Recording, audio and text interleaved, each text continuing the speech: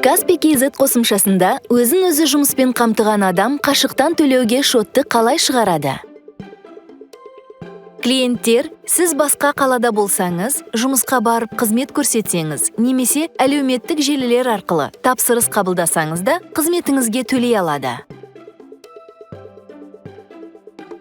Ақы төлеу шотын беру үшін Каспий KZ қосымшасында қызметтер ашыңыз. Өзін-өзі жұмыспен қамтушы деп басып, қашықтан төлем шотын беру дегенді таңдаңыз.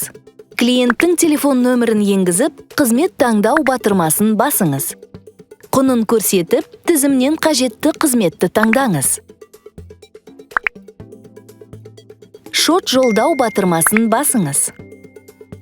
Шот клиентке Каспий KZ мобильді қосымшасындағы хабарлама арқылы келеді.